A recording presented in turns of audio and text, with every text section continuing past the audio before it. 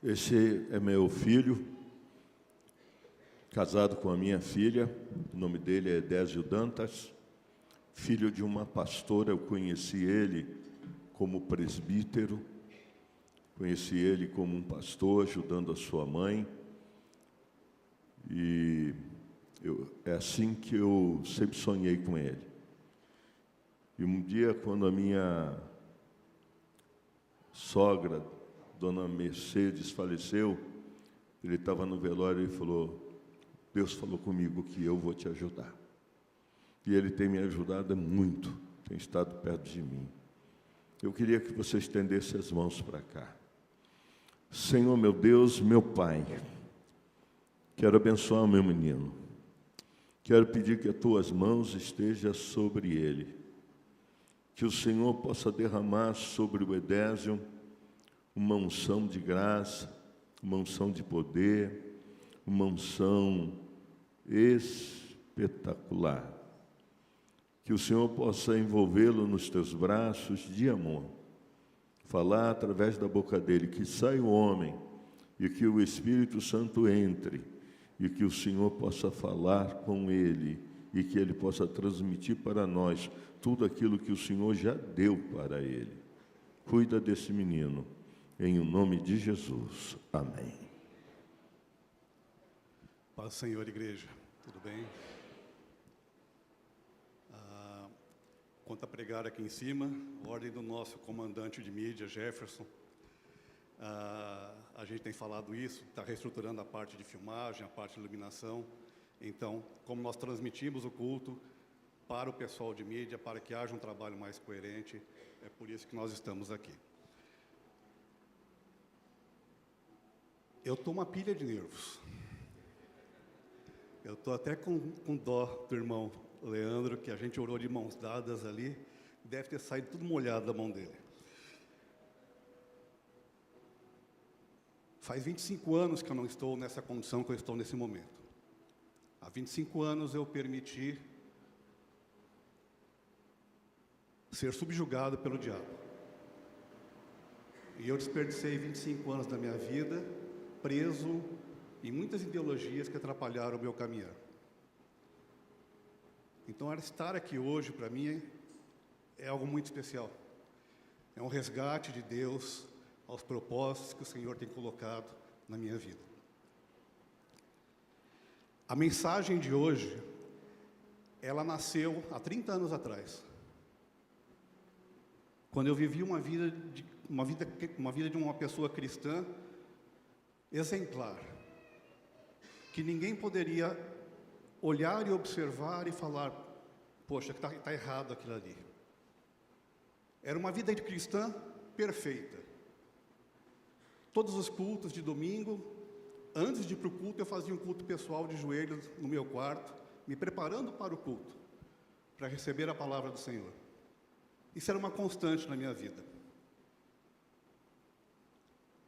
E teve um determinado momento, num determinado dia, que eu estava fazendo a minha oração para Deus, me preparando para o culto, e o Espírito Santo me tomou com uma força que foi a experiência mais triste da minha vida. Nem a morte do meu pai, nem a morte da minha mãe, nem a morte da minha avó me levaram a um grau de profunda tristeza como aquele momento que o Espírito Santo me tomou. Eu estava vivendo um momento que eu estava mais ou menos parecido como Jó, achando que tudo estava bem, que a minha vida com Deus estava perfeita, que não havia erros. E quando o Espírito Santo me tomou, ele me levou a ter uma sensação de distanciamento de Deus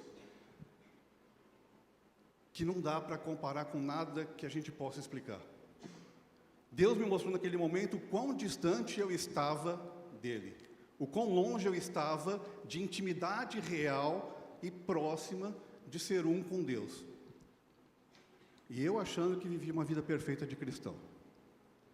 Não era uma vida hipócrita, sempre foi verdadeira, sempre foi de entrega, sempre foi de coração. Mas o Espírito Santo me tomou de um jeito. Quem me conhece sabe que eu sou uma pessoa mais racional, que eu chorava de babá na cama. Aquele choro incontrolável que você não para de soluçar. por Deus ter me mostrado quão distante eu estava. Perdão, todo pregador traz a Bíblia aqui. Eu não trouxe e vou explicar por quê, irmãos. Está tudo escrito no papelzinho, eu escrevo em letras grandes, porque eu tenho uma condição de saúde que é a epilepsia, e quando eu leio letrinhas bagunça, e é um gatilho para disparar. Até o pastor Davison aí está de meu escudeiro hoje, né? Também a par da mensagem de hoje. E quando Deus me mostrou aquilo, quando eu tive aquela experiência com Deus, os próximos 2 anos da minha vida eu passei de joelho todos os dias. Tinha um momento no final da tarde que eu dobrava o meu joelho e pedia a Deus só uma coisa, repetidamente a mesma coisa. Deus, me ensina a enxergar o mundo com teu olhar. Me ensina a amar o mundo conforme o Senhor ama. Me ensina a entender, não com preconceitos de homens, mas com teu olhar divino. E foi aí que nasceu o início da mensagem de hoje, 30 anos atrás. Semana retrasada, nós fizemos um podcast.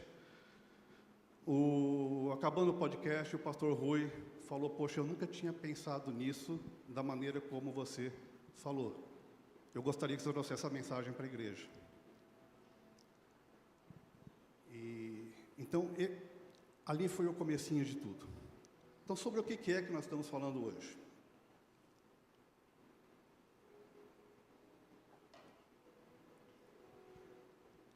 Nós estamos falando que foi cantado, tu é Deus, quem sou eu? Tu é Deus, quem sou eu? Para negar o seu poder. Tu é Deus, quem sou eu? Quão inteligente de fato eu sou para tentar compreender e definir parâmetros com a própria inteligência humana, comparado com a grandiosa majestade, suprema inteligência do nosso Senhor.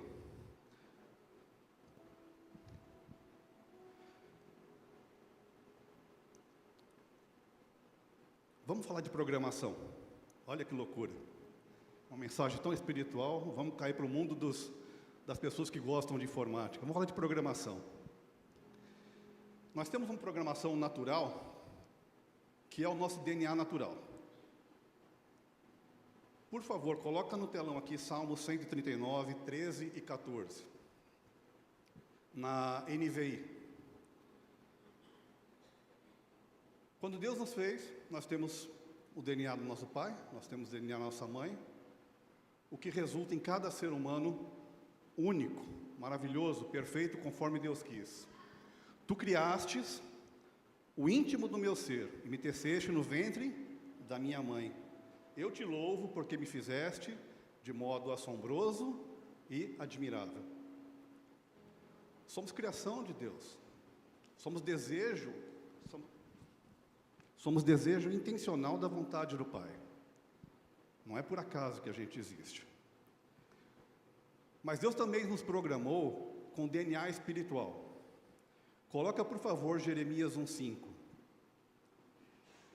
Cada pessoa nasce com seus próprios dons e talentos. Cada pessoa tem habilidades próprias e propósitos próprios que Deus concedeu a cada um de nós. Esse aqui foi o de Jeremias.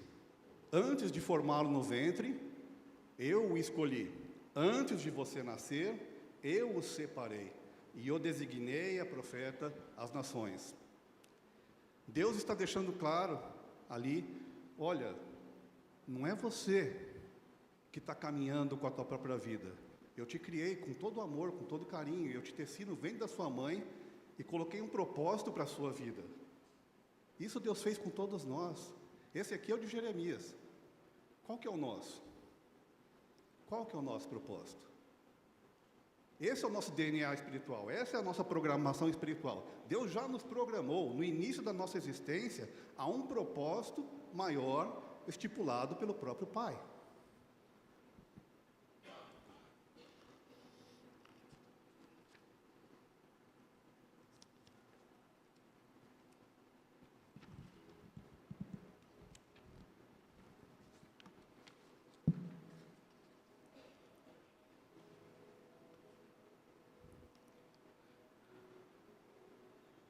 A programação que a vida nos traz.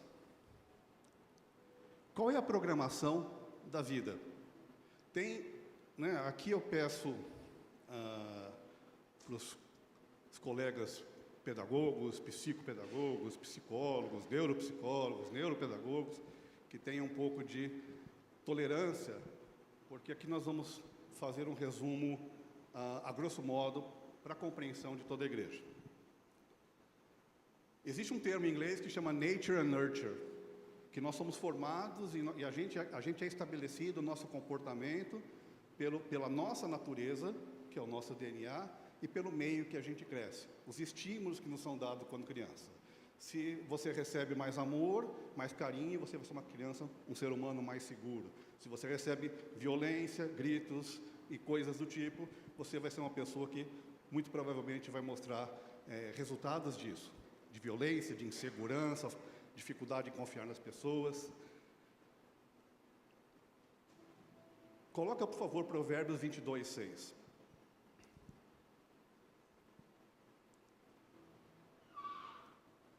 Cada experiência que a gente vive nessa vida, quando nós somos crianças, e conforme nós vamos crescendo, adolescentes, jovens, cada experiência, cada atividade que a gente faz, cada interação que a gente tem com o mundo e com as pessoas, vai gravando uma linha de código nessa programação nossa. A programação genética do pai e da mãe, a programação espiritual dos propósitos de Deus para as nossas vidas, e a programação comportamental, que são conforme a gente vai tendo as experiências, essas linhas vão sendo gravadas de código de programação na nossa cabeça. É por causa disso que nós temos comportamentos que são próprios nossos. Gatilhos que às vezes nos deixam irritados, ou situações que nos deixam muito tristes, por causa do jeito que nós crescemos, do jeito que essas interações, essas experiências foram passadas para nós, e do jeito que essas linhas de códigos foram escritas na nossa vida. Provérbio 22 fala, 6, instrua a criança no caminho em que deve andar, e mesmo com o passar dos anos, ela não se desviará dele.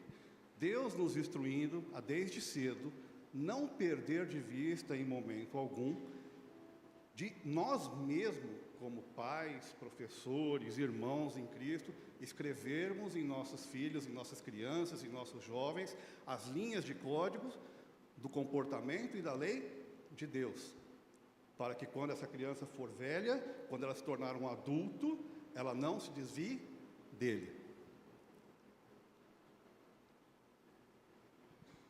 Jefferson, vem cá pagar mico, por favor. Preciso de uma vítima nesse momento. Vamos entender um pouquinho mais o que é programação. Jefferson é grande parceiro, grande bênção, está sempre junto. Jefferson, toda vez que eu falar macaco, você dá 2 passos para frente. Toda vez que eu falar pato, você dá um passo para trás. E se eu falar leão, você balança a mão 2 vezes. Vamos ver se funciona? Macaco. A programação está mal feita. Macaco é 2 passos para frente. Vamos lá. Macaco.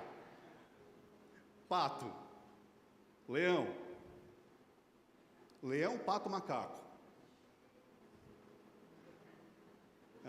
Muito obrigado, Gerson.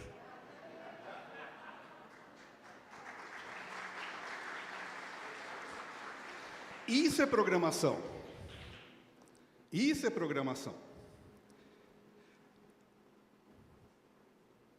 Será que a gente está comprometido? Será que a nossa programação está comprometida?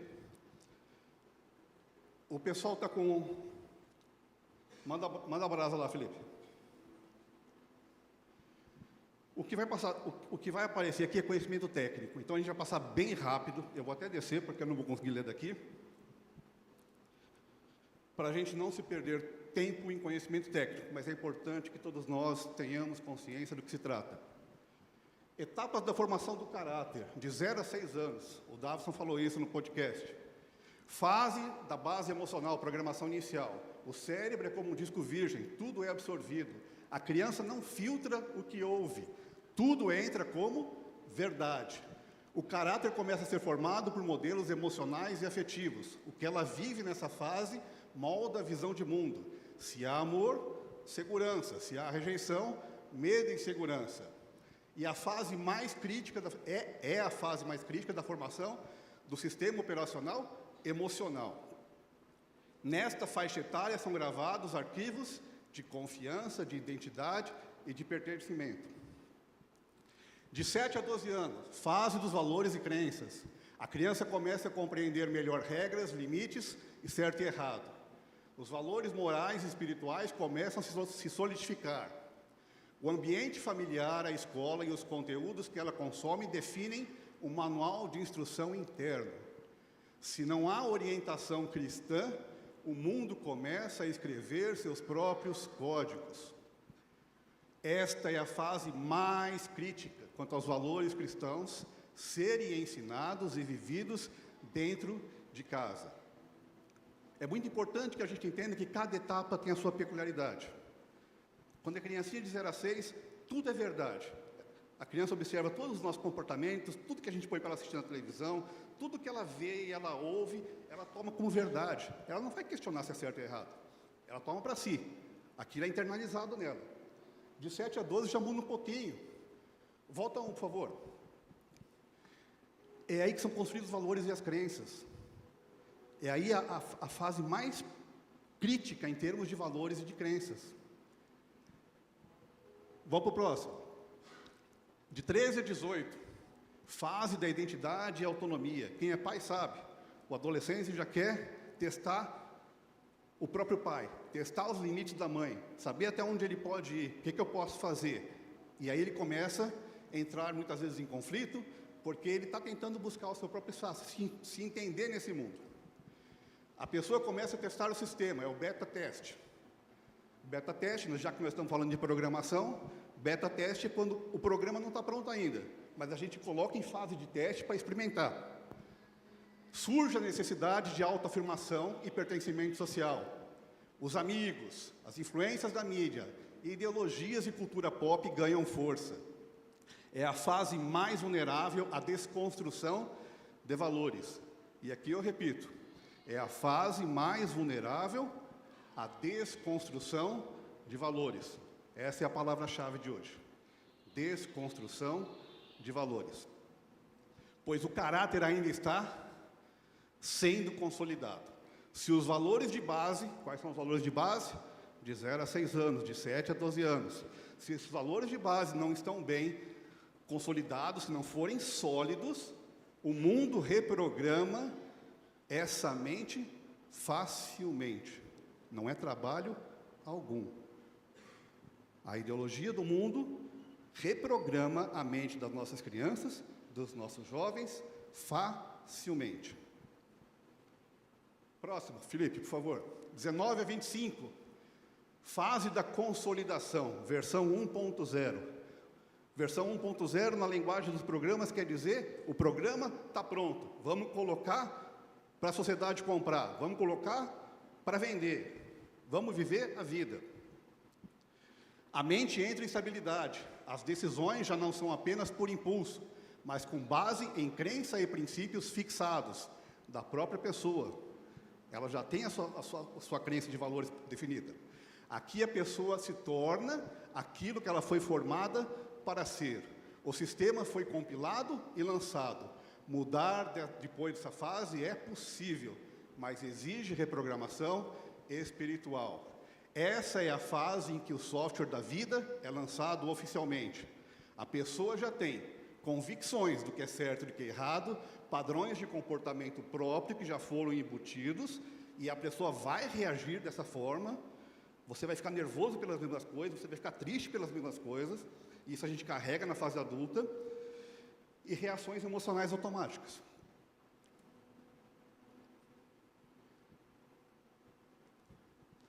Por volta dos 25, a formação do caráter está praticamente consolidada. A partir daí, o que muda é o comportamento, não mais a essência, a menos que haja uma intervenção profunda, um encontro com Cristo, um arrependimento, um discipulado, uma transformação espiritual.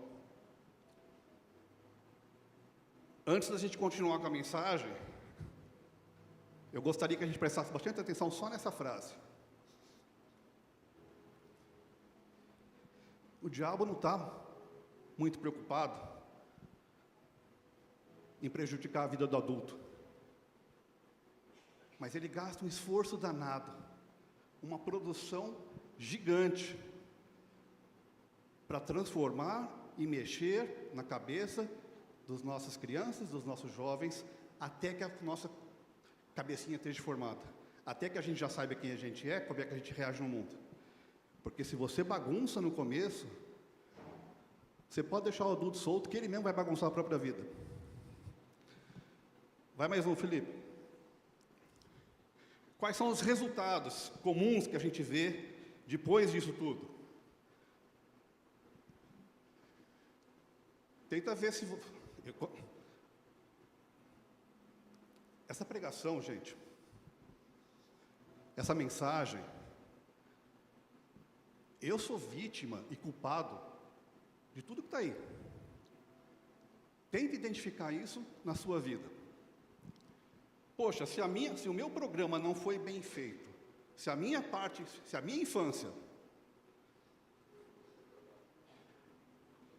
infância não foi bem feita, como de fato não foi. Eu sou filho de um casal que nunca casou, tive meus problemas de infância, como cada um tem sua própria história pessoal, e foi uma bagunça. O diabo sambou e dançou na formação da minha cabeça. E não é à toa que muitas dessas coisas eu carrego e me identifico na minha vida atual. Ansiedade crônica, insegurança emocional, medo de rejeição, busca por aprovação constante, dificuldade de confiar em Deus ou em pessoas, necessidade de controle, porque o ambiente que você cresceu era muito instável, e hoje você é uma pessoa super controladora, desonestidade justificada, todo mundo faz, dificuldade de discernir entre certo e errado, comodismo moral, a pessoa não se posiciona, fragilidade de caráter, muda conforme o ambiente, falta de responsabilidade e compromisso, buscar validação nas redes sociais, ter crise de identidade, não saber quem é, o que quer, nem o que crê, cair em ideologias e movimentos de massa, ter dependência emocional e medo de rejeição, viver por aparência sem propósito real, depressão existencial, não sei por que vivo, instabilidade emocional e profissional, medo de compromissos, casamento, carreira, fé, culpa constante e autossabotagem, vícios e fugas, comida, prazer, consumo, pornografia, drogas, fé superficial, busca a Deus só quando a coisa aperta.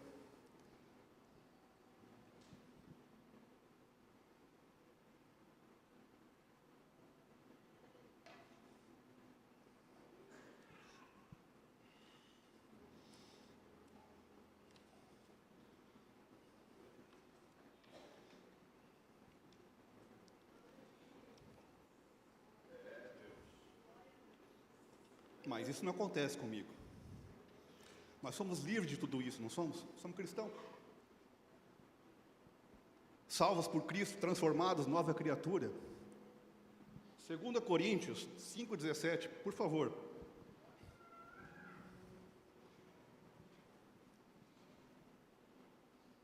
Portanto, se alguém está em Cristo, é uma nova criação. As coisas velhas, antigas já passaram, eis que se fizeram novas. Eis que tudo se fez novo. Glória a Deus por isso. Glória a Deus por isso. Mas será que de fato nós somos 100% nova criatura? Opa, o que esse cara está falando? Seja sim, sim, não, não, que passar disso vem do maligno. Então vamos aprofundar esse pensamento. De fato, isso é fato. Nós somos 100% novas criaturas, transformadas em Cristo, graças a Deus. Mas isso não se trata de tudo que a gente acabou de ver. Isso se trata do nosso espírito. É uma transformação completa, espiritual. É o selo do Espírito Santo dentro de nós. O velho homem cheio de pecado, que foi lavado a 100%. E somos transformados para seguir a carreira cristã. Mas o ato de aceitar a Cristo não é um passe de mágica em que você deixa de ser a pessoa que você foi até hoje. Todos aqueles códigos de programação comportamentais que você teve desde o dia que você nasceu, continuam com a gente. Isso a princípio parece uma mensagem para os pais, para os filhos, sim, é. Mas se os pais e as mães, que somos nós, não entendermos que nós somos vítimas disso tudo e culpados disso tudo também, porque nós temos a nossa parcela de interação com tudo isso, então de que adianta eu ser hipócrita e falar para meu filho ser diferente? De que adianta eu fingir um comportamento e falar para o meu filho, seja assim? O teu filho percebe quem você é. Não tem ninguém que te conhece melhor que teu filho e teu cônjuge. Que moral tenho eu para chegar para o meu filho e falar, seja diferente, quando eu mesmo não entendo quem eu sou? Quando eu mesmo não entendo quão comprometido eu estou na minha própria mente, que apesar de salvo em Cristo, não consigo me renovar porque eu mesmo não me entendo.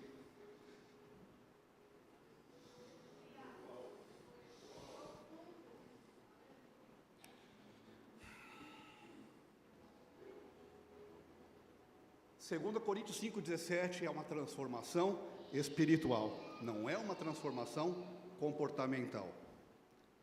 E nós como cristãos não podemos perder isso de vista, porque é muito fácil, a gente se engana, a gente se dá por satisfeito com muita facilidade. Graças a Deus, eu estou salvo, louvado seja o Senhor, vamos fazer batalha espiritual, vamos estar aqui, vamos guerrear. Tu é Deus, quem sou eu? Quem sou eu?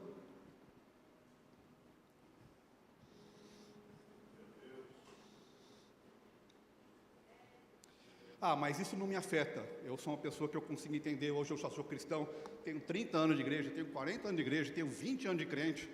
Já fiz ITA, já fiz escola dominical completa, já tenho 2 seminários. Essas coisas não me afetam. Será? Eu fui entendido depois de casado. Eu estou casado com a Mônica há 9 anos. Acho que no primeiro ano ou no segundo ano de casamento que eu fui entender isso que eu vou dizer para os irmãos. Muito do meu comportamento falho, errôneo, que me causa autossabotagem, que me traz prejuízo, que me trazia ansiedade, que me traz complicações na vida e relacionamentos pessoais, vinha de um detalhe tão bobo. Na minha infância, eu li centenas de gibis. Gibis é quadrinhos, não sei se ainda existe gibis para ser vendido, né? Hoje é tudo digital, mas na minha infância eu li centenas e centenas de gibi do Pato Donald, do Tio Patinhas, do Mickey.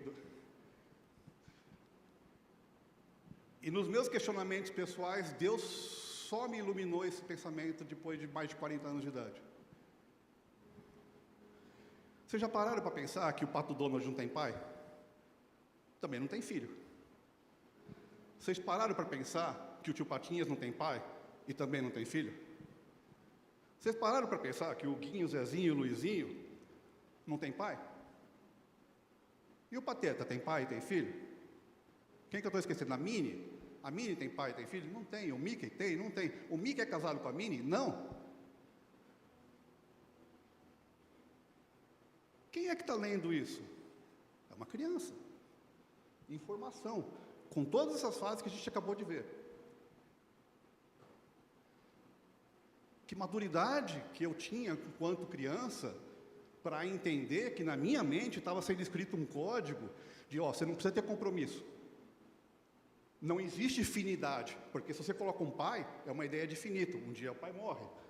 Se você coloca uma mãe, a ideia é de finidade, é a ideia de responsabilidade. Mal percebia eu que enquanto eu lia todos esses gibis, e aqui não é um processo de demonização do Walt Disney, tá? Eu, particularmente, entendo a pessoa do Walt Disney como uma pessoa que tentou fazer o bem para a humanidade inteira. Só que não teve discernimento para compreender o mal que ele acabou causando. Os sussurros de quem que ele ouviu nas grandes ideias que ele teve para promover todo o reinado e império que ele construiu.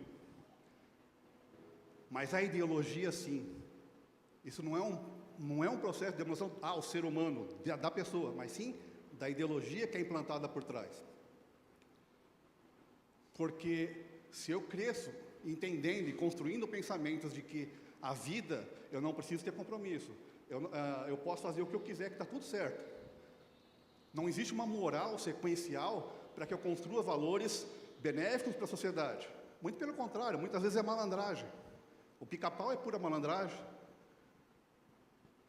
A alegria e o sucesso do pica-pau é porque ele é malandro. Fazer coisa errada. Isso foi na minha geração. Uma geração atrás eu comecei a observar o empoderamento excessivo da mulher. O empoderamento da mulher é uma coisa muito boa. A mulher tem que lutar por valores iguais, nós temos que ajudá-la sempre que pudermos.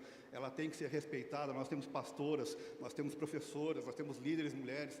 A mulher tem que ser valorizada, tem que conquistar o seu espaço. O problema é quando isso ocorre de forma a construir um padrão onde a mulher é autônoma por si só, de que ela não precisa de ninguém. Já faz de anos, isso é coisa que eu observo há uns 15 anos para cá. Filmes, propagandas de televisão, onde a mulher ela quebra todo e qualquer vínculo com o laço masculino, onde até mesmo com o próprio pai. Se alguém assistiu o filme do Tomb Raider da Lara Croft, quando o primeiro filme da sequência, ele vai mostrar que ela não precisa de homem para ajudá-la e que quando o pai morre está tudo certo, que ela dá conta. Em termos de autonomia da mulher para viver a própria vida, tomar decisões, maravilha, isso é bom, isso é saudável. Mas isso passa dos limites de que, poxa, eu sou autossuficiente, eu não preciso de ninguém. E o valor cristão é justamente o contrário a isso. Os valores divinos que Deus nos deu como igreja, estamos aqui em comunidade, acabamos de orar, o pastor Davison sabiamente nos orientou, poxa, pega uma pessoa ali para orar, vamos orar por isso. Aí o pastor Rui foi lá e corroborou, poxa, vai lá cumprimentar quem você não conhece. Esses são os valores divinos. Cooperação, ajuda, amar uns aos outros, nos dar suporte. Como o pastor Rui falou, a Cristo Vive é uma igreja onde ninguém caminha sozinho, é uma família. Mas quando eu tenho isso não é só das mulheres, tá? Antes dessa geração de filmes de mulheres, tinha a geração dos homens. Rambo, Schwarzenegger, né? O cara, meu pai dava risada quando via isso, falava, o exército de um homem só, né? Parece bobeira, mas isso constrói os valores nos jovens e nas crianças, que a gente só vai perceber, talvez um dia no futuro, quando você estiver tendo uma vida sofrida, com dificuldade de ser bem-sucedido, porque esses valores estão inculcados na sua cabeça e você não percebeu. Hoje em dia, o que está pegando? Que já não é de agora, né? Já uns 5 anos atrás eu assisti uma animação. Uma animação é um filme em desenho animado. E aqui, antes de falar, né, que fique bem claro, a nossa luta, gente, né, hoje é a mensagem do óbvio, porque são todos versículos batidos que nós estamos trazendo aqui. A nossa luta é contra... Não, peguei você, pastor. A nossa luta é contra a potestade, não contra a carne. Eu inverti a ordem para ver se alguém ia cair. O pastor Rui caiu. A nossa luta não é contra a carne, a nossa luta é contra a potestade. A nossa luta é para desconstruir esses valores que estão sendo construídos sorrateiramente nas nossas vidas. Ah, mas a pessoa é muçulmana, eu sou crente. E daí? Ela é uma pessoa como você. Ah, ele é homossexual, eu não sou. E daí? Uma pessoa como você. Ah, ele é negro, eu sou branco. E daí? E daí? A nossa luta não é contra o ser humano.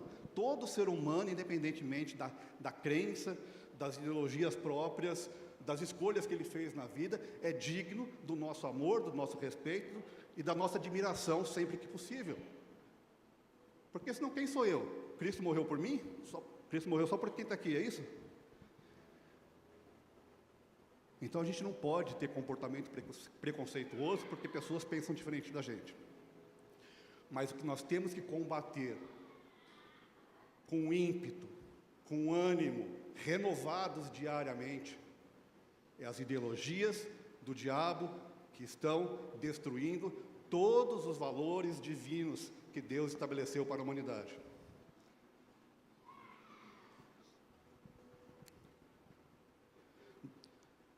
Eu vim para que tenham pouca vida em abundância. Eu vim para que tenham vida e vida em abundância. Não é pouca vida, é desfrutar a vida com prazer, com alegria, acordar o dia com um sorriso no rosto, louvando a Deus.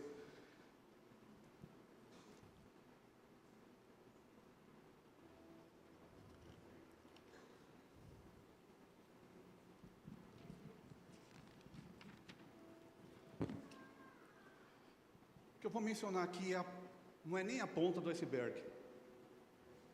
É o último grãozinho de gelo que está na ponta do iceberg. A desconstrução sistemática e progressiva dos valores cristãos. O que é sistemática? Sistemática quer dizer que alguém adotou um sistema muito bem pensado, inteligentemente pensado, para que atingir um objetivo que a pessoa deseja. O diabo, ele construiu um sistema que é justamente isso. Como eu vou desconstruir tudo que Deus construiu de bom? Então é a desconstrução sistemática, pensada muito inteligentemente e progressiva, que cada vez está num ritmo mais acelerado e cada vez está afastando mais a igreja do Senhor da intimidade com o próprio Espírito Santo. Casamento, da aliança sagrada virou um contrato qualquer. Índice de divórcios cada vez maior. O louvor e a adoração dentro da casa do Senhor, de rendição a show. Hoje não é incomum você ver igrejas que na tela inteira você divulga o nome da pessoa e não o nome de Cristo. Doutor João fulano de tal, mas ocupa a parede da igreja inteirinha.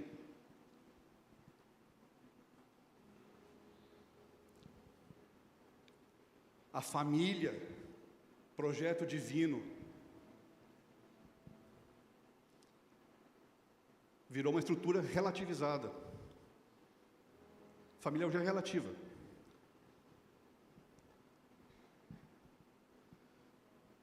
Quem já teve contato, tem uma série que chama Modern Family, trata justamente sobre isso. É uma série divertidíssima, altamente satânica, no sentido de impor ideologias para desconstruir os valores de Deus. Mas é de altíssima qualidade, muito divertida. Domingo, de dia do Senhor, virou dia do prazer, dia do descanso. Gênero, de homem e de mulher, da criação que Deus fez, deixa tão claro isso na Bíblia. Hoje passou a ter tantas siglas que não para de crescer.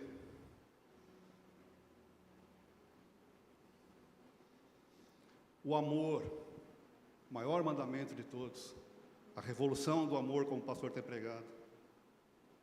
O amor deixou de ser sacrificial. O amor hoje é prazer. Se me dá prazer, eu amo. Se não me dá prazer, eu não amo. Cadê o amor que tudo suporta, que tudo tolera, que tudo espera?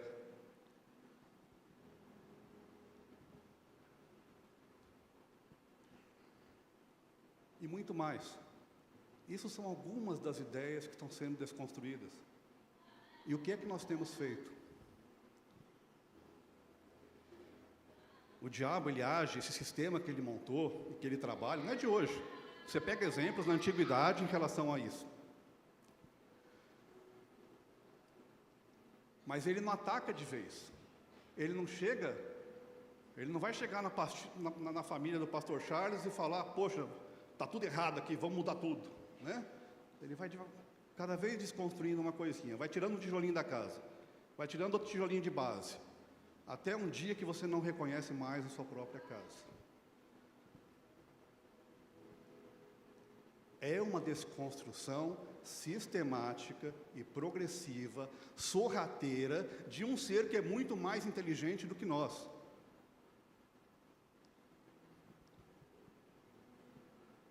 Querer ser esperto para encarar o diabo é a maior besteira que a gente pode fazer.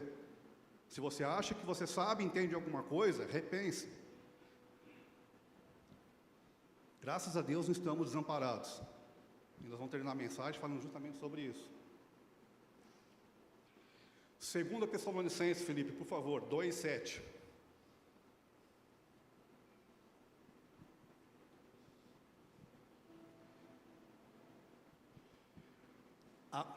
Antes, vai no 3, eu acho.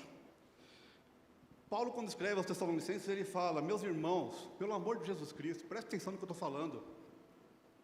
Presta atenção no que eu estou falando. Pois vocês mesmos... Não, perdão. É 2:3. Eu não falei qual é, né? Desculpa. Que ninguém os engane de modo algum. Paulo está implorando para a igreja: gente, presta atenção. Não se permitam ser enganados. Porque aquele dia... Volta lá para o 7, por favor. A verdade é que o mistério da iniquidade já está em atuação. Sabe o que a gente vive a vida e às vezes não pensa? Na palavrinha mistério. Porque mistério é algo que está encoberto, mistério é algo que a gente não percebe, mistério é algo que dá muito trabalho para descobrir. E se a gente viver a nossa vida sem nos atentarmos de que existe um mistério da iniquidade em atuação na nossa igreja, na nossa vida pessoal, nos nossos lares, que caminho será que nós estamos tomando?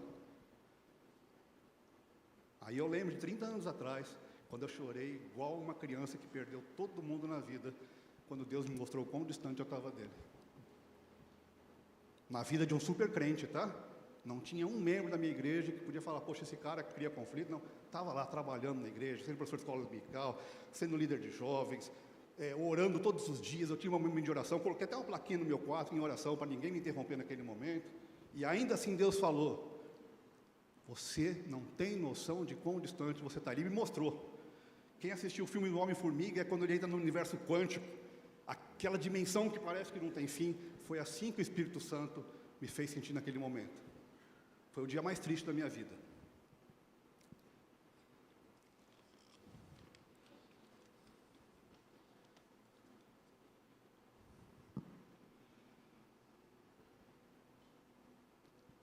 Tem uma série que tem o próprio nome do diabo como título. Tem o filme Matrix, por exemplo. O filme Matrix foi uma coisa que me assustou bastante, porque quando foi lançado o filme Matrix, eu estava no seminário Palavra da Vida, lá em Atibaia, aqui pertinho. Eu estava em tempo integral lá, sendo aluno do seminário. E nas nossas férias, que a gente passou um mês em casa, aí todo mundo voltou com o filme assistido. Na verdade, foi o nosso próprio pai de grupão que nos orientou a assistir. E aí, quando todo mundo voltou, o pai de grupão perguntou: o que vocês acharam do filme? O pai de grupão chama Éder Gonçalves. Se o Éder estiver vendo, um grande beijo para você, Éder. Saudade. Ele perguntou para todo mundo: e aí, o que vocês acharam? E eu ouvi todo mundo falar um por um, e eu comecei a ficar assustado, porque todo mundo achou o máximo. E de fato o filme Matrix é o máximo, foi uma revolução na indústria cinematográfica. Bullet time e tudo mais que ele traz de novidade. A qualidade é excepcional do filme, a produção é magnífica, mas nenhum dos meus colegas de seminário disse naquele momento que o filme era uma obra satânica, que o diabo está confrontando a pessoa de Deus, dizendo que ele é igual a Deus e que Deus só teve muita sorte com Jesus Cristo, porque na próxima ele vai perder. Essa é a mensagem do filme Matrix. Mas não passa desse jeito, é óbvio.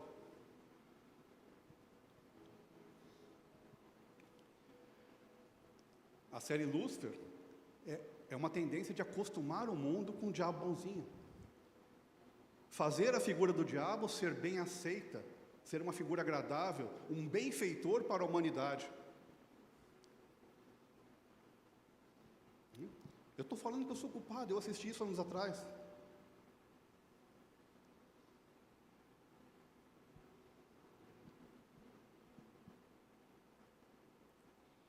O objetivo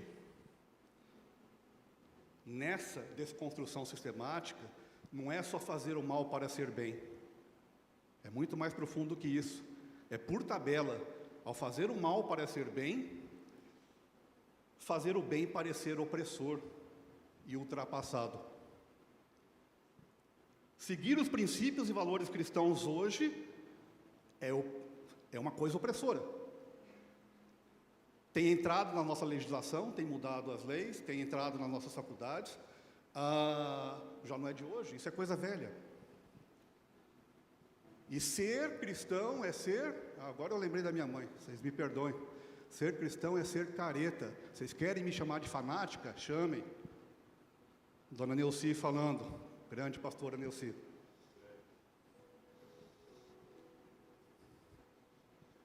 Ser cristão é ser careta. Ser cristão é ser fanático. Na realidade de hoje, é exatamente isso. O que antes era chamado de pecado, hoje é celebrado como autenticidade. O que antes era pecado, hoje é chamado de autenticidade. É válido, é digno. O que antes era santidade, hoje é fanatismo.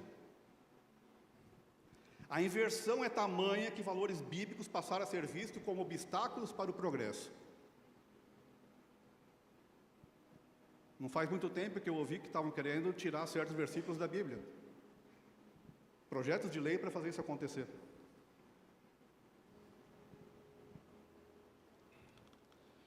Coloque Isaías 5, por favor, versos 20 e 21. Ai dos que o mal chamam bem, e ao bem mal, que fazem das trevas luz e da luz trevas, do amargo doce e do doce amargo. Ai dos que são sábios aos seus próprios olhos, e inteligentes em sua própria opinião. Hoje a opinião está tão em alta.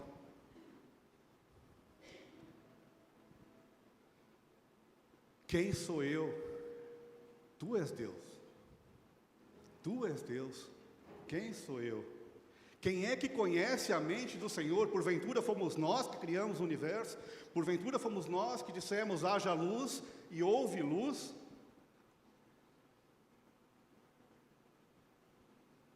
Quem sou eu? Tu és Deus.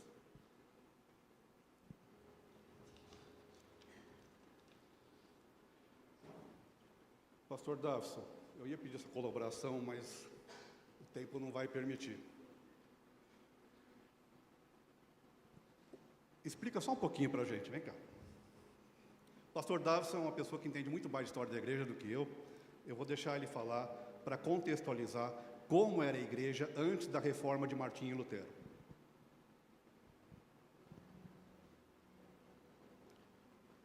Estamos falando de vida cristã, estamos falando de como o inimigo tem desconstruído as nossas famílias, nossas casas, nossos lares e a nossa própria vida. Mas o inimigo também tem trabalhado para destruir a igreja.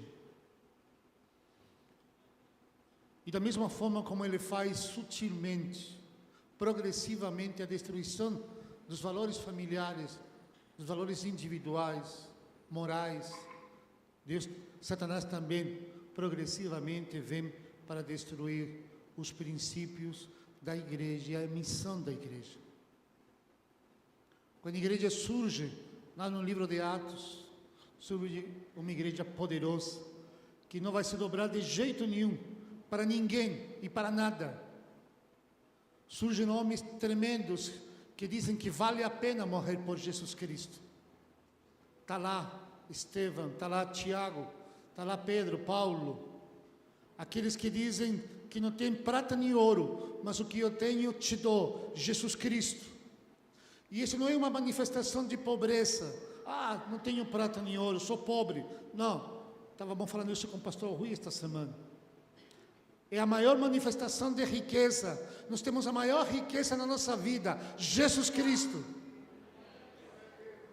Só que a igreja começou a sofrer, não somente perseguição, e muita perseguição. A igreja também começou a aceitar ideias, ideologias e pensamentos errados, equivocados. Até que Lá por volta do ano 350, a igreja se aliou ao governo. Houve a aliança entre a igreja e o governo. A igreja se tornou uma instituição oficializada pelo governo, onde agora não era a liderança pastoral, a liderança espiritual, agora era o rei, o imperador que governava a igreja. Aí começou a decadência da igreja, a destruição da igreja, o desvio da missão da igreja. Centenas de anos, quase que 1000 anos passaram. Se chamava a Era das Trevas, de tão escuro que estava o mundo, de tão tenebroso que estava esta terra. A igreja não era mais a igreja de Jesus Cristo. A igreja era governada por homens, com ideias humanas, com ideologia humana, com pensamentos humanos. Não era mais agora Jesus Cristo, o maior símbolo, a maior autoridade. Agora era o Papa, agora eram os santos e tantas outras coisas mais. Mas em 1517,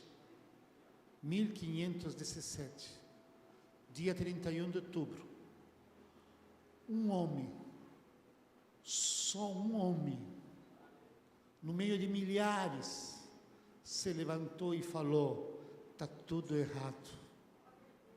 Precisamos voltar às origens da igreja. E aquele homem pegou 25 estudos e colocou lá num castelo na Alemanha e prendeu eles naquela porta e falou assim: chega de Satanás destruir a igreja, chega de Satanás tirar o homem da presença de Deus, chega de Satanás fazer e cumprir e realizar o seu propósito. É Cristo Jesus, nosso Senhor e Salvador. Aquele homem se chamava Martim Lutero. E há uma semana atrás celebramos a reforma. Talvez nós precisamos hoje nos levantar e dizer: chega. Chega. E isso não cabe só ao pastor Rui. Isso não cabe só aos pastores aqui. Isso é responsabilidade de cada um de nós. Estamos talvez precisando, diante de tanta destruição, de construção, de tanta coisa ruim, que está nos afetando, que está dentro da nossa casa, que está na nossa vida, precisamos dizer: chega. Jesus Cristo, só Jesus Cristo salva. Amém? Obrigado, pastor. Eu vou usar uma palavra que o pastor falou aqui. Dia 31 de outubro foi o dia da reforma. E nós celebramos. Celebramos? Se não fosse pelo irmão Jefferson lembrar, teria passado batido. Nós fizemos uma postagem tímida, lembrando que a reforma aconteceu. A igreja, no seu pior momento, na Idade Média, foi resgatada pela ação do Espírito Santo, e houve a reforma protestante. Nós somos fruto dela hoje. Nós estamos aqui hoje falando de Deus, procurando buscar uma vida melhor em Deus. É porque Deus usou aquele homem naquele momento para pregar as 95 teses na porta e falar: chega. Agora, você quer saber o que nós celebramos no dia 31 de outubro? O favorito me convidou para comer feijoada, se os irmãos estão lembrados, na casa dele. Eu fui. Quando eu parei como é que chama aquele trem lá? Na cancela de identificação para saber receber visitante, eu ouvi. Tinha uma bruxa pendurada na entrada, que quando você chegava perto, ela... Nós celebramos o Halloween. Foi isso que nós celebramos. O pastor não tem nada a ver com isso, é o condomínio, tá? Não é na casa dele. Graças a Deus, o portão dele estava com os umbrais ungidos de sangue. E nós somos muito abençoados lá, tá? Mas o condomínio é o coletivo da sociedade. No condomínio, estava se celebrando o Halloween. E em todos os lugares, o que a gente ouviu no dia 31 de outubro, no mundo inteiro, foi sobre o Halloween. Sobre a comemoração do espírito da morte, da bruxaria, da feitiçaria. Natal Figura de Cristo foi trocada por quem? Olha que coisa óbvia, a gente sempre fala isso. Papai Noel, ho, ho, ho. Presentes, Papai Noel, consumismo. Páscoa, sacrifício, ressurreição de Cristo, libertação da terra do Egito. O que é que nós comemoramos na Páscoa? Chocolate, coelhinho da Páscoa. Vocês acham que isso é por acaso, gente? O diabo não tolera ver Deus resgatar o seu povo e ter uma data para que o povo se alegre e o glorifique e o louve com toda a felicidade, com todo o fervor. O diabo precisa fazer essas ideias morrerem. Natal vai ser agora. A gente já pisou na bola no dia 31 de outubro. Todas as igrejas de Cristo Vive, a gente deveria decorar todas as fachadas de todas as igrejas com a reforma, com a mensagem de Deus. O povo evangélico no mundo inteiro deveria colocar as decorações, não de Natal para ficar vermelho e verde piscando, mas as decorações do sangue de Cristo, do sacrifício, da reforma, de Lutero. A gente deveria pintar a cidade inteira. Quantas igrejas evangélicas têm valinhos? Nós temos um órgão que cuida disso, nós somos povo de Deus. O que é que nós fazemos como povo? O que é que nós fazemos como liderança? O que é que a UMEV, que nos representa, fez? Natal devia ser decoração de Cristo, não Papai Noel.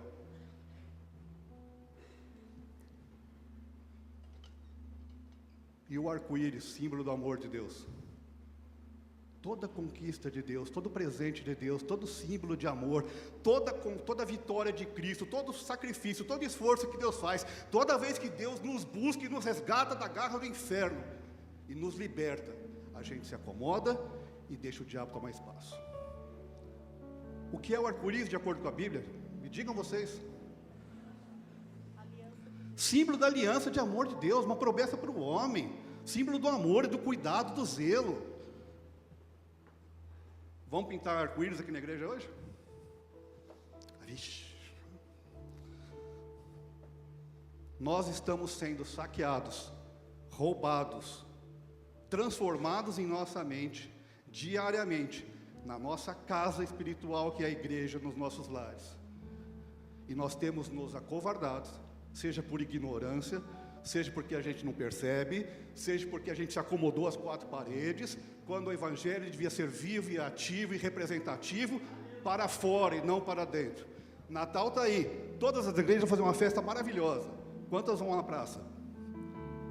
Quantas vão montar um coral na praça proclamando o nome de Cristo?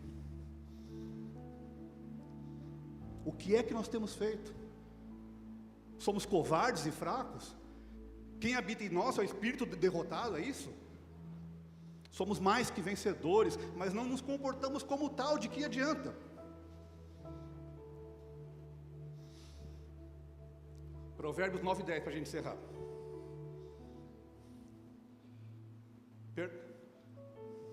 Perdão, Felipe, Romanos 12, 2.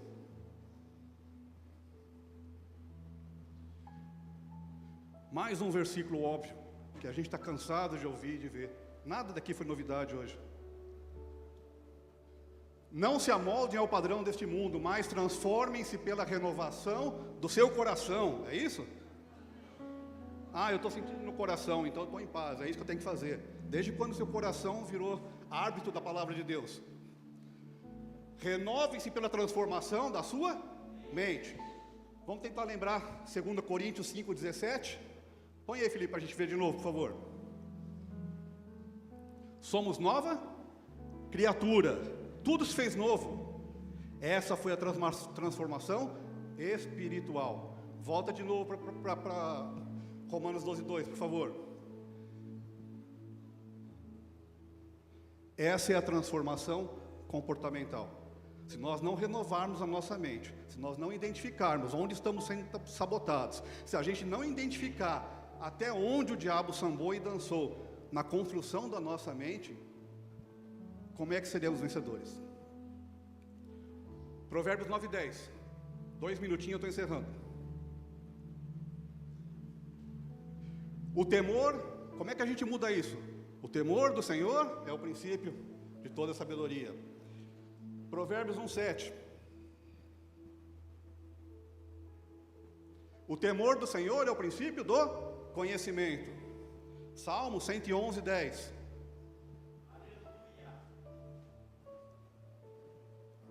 O temor do Senhor é o princípio da sabedoria. Filipenses 2:12.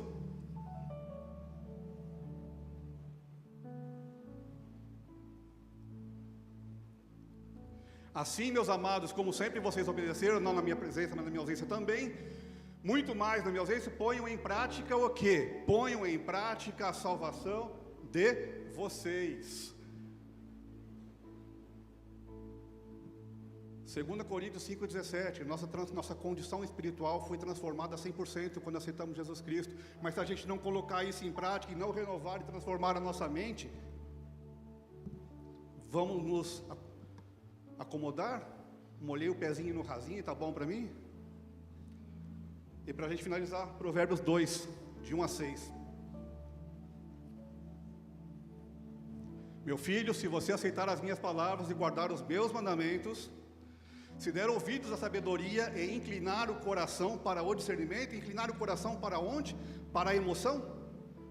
Inclinar o coração para quê?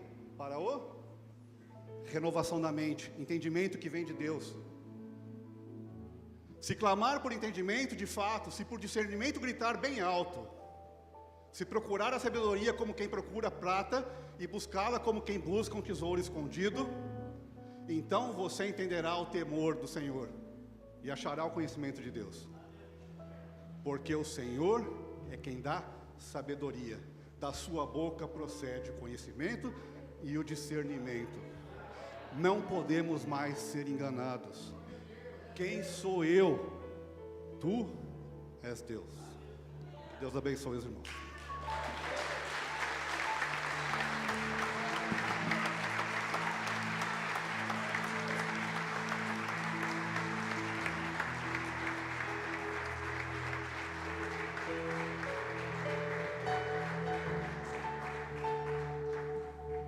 O Edésio Dantas é o nosso novo diretor do ITA, nosso diretor de ensino da comunidade, também uma peça muito forte, mas muito forte mesmo, no nosso care. E eu estou muito feliz hoje. Dá um beijo aqui. Eu imagino que Deus já falou tudo. Eu só vou pedir para que você fique em pé. Fica aqui. Que você tenha entendido tudo que papaizinho falou. O inimigo está tomando todas as partes, todos os lugares. Na África está tendo uma matança muito grande dos nossos irmãos. Estão tentando fazer com que o nome do nosso Senhor Jesus vire chacota nas internets. Mas eu preciso falar uma coisa para você. Esse nome é mais vivo do que nunca. É mais presente do que nunca. Basta nós que ouvimos essa mensagem hoje colocar em prática. Começar por nós, amém? Nós vamos ter que nos corrigir bastante. É começar por nós. Muito obrigado, meu filho, por obedecer. Que Deus te abençoe. Eu queria pedir um grande favor agora. Aqueles que estão com o carro na rua, vou terminar com a bênção apostólica e vou pedir para vocês tirarem os seus carros, tá bom? Porque eu tinha que liberar 12 horas ali a rua, mas não tem problema. Eu vou pedir para vocês tirarem o carro, desvaziar para a gente abrir a cancela, tá bom? Paizinho Santo, muito obrigado por tudo que o Senhor fez agora. Muito obrigado pela palavra dirigida. Muito obrigado por esse culto. Muito obrigado por essa palavra ministrada. Eu peço que o Senhor continue nos ensinando, que o Senhor continue derramando o teu poder, Abençoa a minha igreja que está em casa, a minha igreja que está distante. Abençoa, Senhor Jesus. Sustenta cada um deles também, delas. Sustenta a minha família da fé, em o nome de Jesus.